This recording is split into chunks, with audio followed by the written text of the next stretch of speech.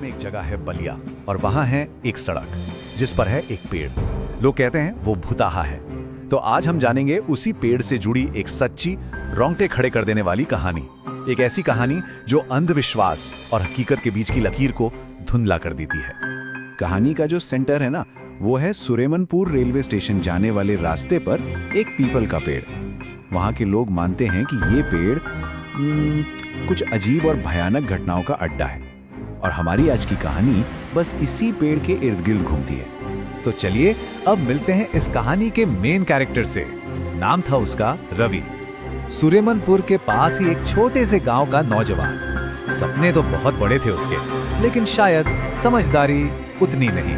तो कैसा था ये रवि? देखिए, वो एक सपने देखने वाला लड़का तो था, पर साथ ही ना थोड़ा जिद्दी और घमंडी भी था। अपने परिवार की आर्थिक हालत को अक्सर अनदेखा कर देता था। उसे लगता था कि उसके माँ बाप की सलाह, अरे ये तो पुरानी सोच है। उसकी अपनी एक दुनिया थी, बस उसकी बाइक और दिल्ली जाकर बसने के सपने। फिर एक रात एक फोन कॉल ने सब कुछ बदल कर रख दिया। रवि का दोस्त साकेत देर रात करीब 1 बजे सुरेमनपुर स्टेशन पर पहुंच चुका था और उसके पास एक ऐसी खबर थी जो रवि की दुनिया हमेशा के लिए बदलने वाली थी। रवि जैसे ही जाने के लिए तैयार हुआ, उसके माँ बाप ने उसे रोकने की बहुत कोशिश की। उनकी बातों में ना एक अजीब सा डर था, एक बुरी आहट जिसे वो शायद समझा तो नहीं पा रहे थे, पर महसूस जरूर कर रहे थे। और यहीं पर कहानी का असली टकराव शुरू होता है। देखिए, एक तरफ थे माँ बाप जिनका डर था, तजुर्बा था, और दूसरी तरफ था रवि का अड़ियलपन, उसकी जिद। उसने उनकी हर एक चेतावनी को बस यूं ही नजरअंदाज कर दिया और अपनी बाइक उठाकर निकल पड़ा। तो रवि अपनी बाइक से उस पतली गली से गुजरा जहां वो बदनाम पीपल का पेड़ खड़ा था। और अंधेरी रात में वो पेड़, सच कहूं तो और भी ज्यादा भयानक लग रहा था। उस बूढ़े आदमी की हालत देखकर ना रवि को एक पल के लिए दया आ गई। उसने अपनी बाइक रोकी और सोचा कि चलो अपनी बोतल से थोड़ा पानी पिला देते हैं। और बस यहीं पर कहानी ने एक बहुत ही खतरनाक मोड़ लिया। रवि को पेशाब करने की जरूरत महसूस हुई और उसने उसी पीपल के पेड़ को चुना। उस बूढ़े आदमी ने उसे टोका, उसे मना किया, एक चेतावनी दी। अब रवि की आदत थी, उसे जो काम करने से मना किया जाए उसे वही करने में मजा आता था। उसने उस बूढ़े आदमी की चेतावनी को एक चैलेंज की तरह ले लिया और उस पवित्र माने जाने वाले पेड़ का अपमान कर दिया। और यही उसकी सबसे बड़ी और आखिरी भूल थी। उस बूढ़े आदमी को अपनी बाइक पर बिठाकर जैसे ही रवि थोड़ा आगे बढ़ा, खौफनाक घटनाओं का जो सिलसिला शुरू हुआ वो फिर रुका नहीं।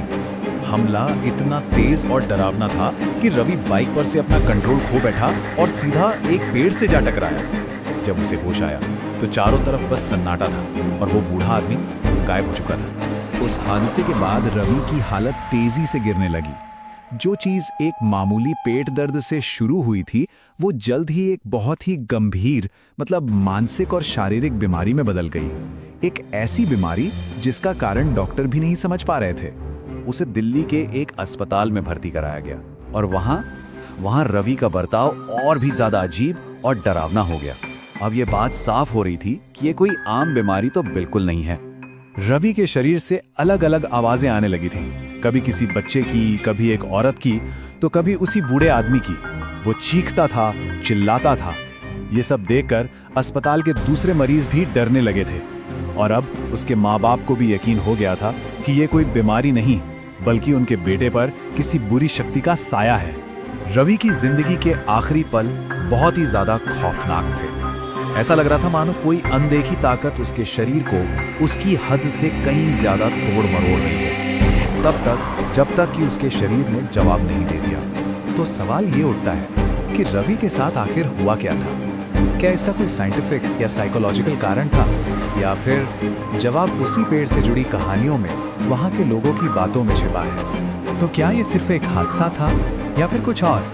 वहां के लोग मानते हैं कि उस पीपल के पेड़ पर एक ब्रह्म राक्षस का वास था। अब ये ब्रह्म राक्षस क्या होता है?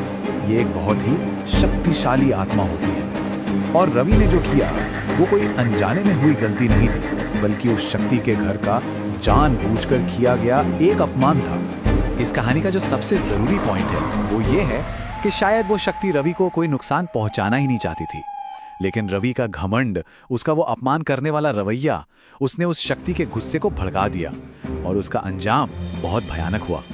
रवि की कहानी का उसके गांव पर एक बहुत ही गहरा असर पड़ा। लोगों ने उस जगह का सम्मान करना सीख लिया।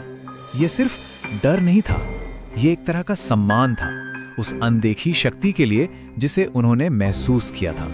तो ये कहानी हमें इसी एक सोचने पर मजबूर कर देने वाले सवाल के साथ छोड़ जाती है। ये हमें याद दिलाती है कि शायद कुछ चीजें हमारी समझ से परे भी हो सकती हैं और उनका सम्मान करना ही समझदारी है।